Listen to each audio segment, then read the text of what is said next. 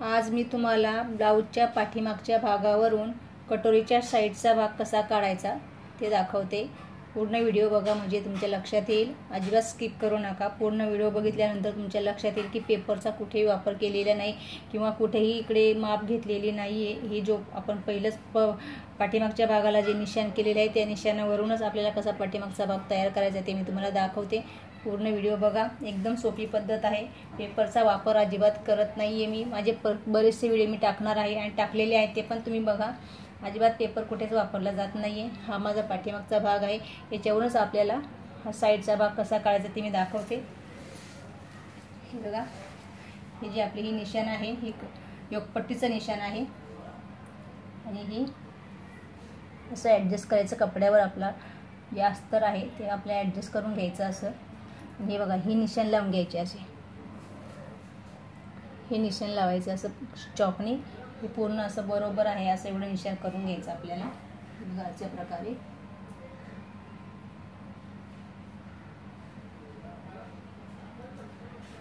असं निशाण करून घ्यायचं। हे बघा, इथपर्यंत इथपासून आपल्याला कुठलेही आपण माप घेतलेले नाहीये। फक्त आता इथून आपल्याला हे माप घ्यायचं आहे। हे 4.5 इंचाचं माप घ्यायचं आहे। वरती शिलाईला अर्धा इंच सोडून खाली 4.5 इंच यायचं आहे। बघा अशा प्रकारे मी पहिलेच घेतलेलं होतं कटोरीसाठी। हे बघा, आणि आता हे जे माप आहे पहिलं मी केलेलं त्याच्यावर आपण चॉकने डार्क निशाण करायचं आहे। हे बघा असं, आणि हे पण पहिलेच केलेले निशाण हे पाठीमागच्या भागावरचं आहे। हे डार्क करून घ्यायचं आणि अशा प्रकारे याच्यावर आपण हळूहळू थाप मारायची आणि मग हे याच्यावर वटतं। हे बघा, हे निशाण याच्यावर वटलेलं आहे। तुम्ही झूम करून बघा, तुम्हाला दिसेल। अशा प्रकारे किती सोपी पद्धत आहे बघा। तुम्हाला पण ही खूप आवडेल। एकदा नक्की ट्राय करा। हे बघा, आणि हे निशाण अशी मिळवून घ्यायचं याला आणि फक्त इथं तुम्हाला इथून इथे अर्धा इंचाचा हा आपल्याला असा शेप द्यायचा आहे इथे। म्हणजे इथे आपल्याला हे रिंकल्स येत नाहीत त्याच्यासाठी हे अर्धा इंचाचं माप आहे। आणि आता हे कटिंग करायचं। खूप सोपी पद्धत आहे, नक्की ट्राय करा। पेपरचा उपयोग करत नाही, पेपरची गरज पण पडत नाही अजिबात। मी तुम्हाला कटोरी काढून दाखवणार आहे, ती पण बघा तुम्ही।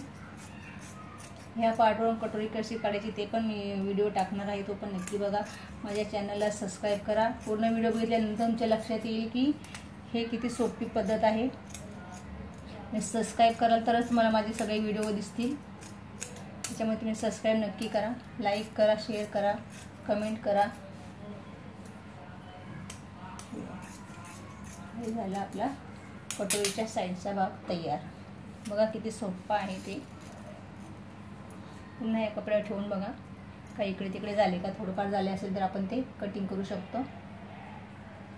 तसं काही झालेलं नाही आहे बघा, आणि होत पण नाही आहे।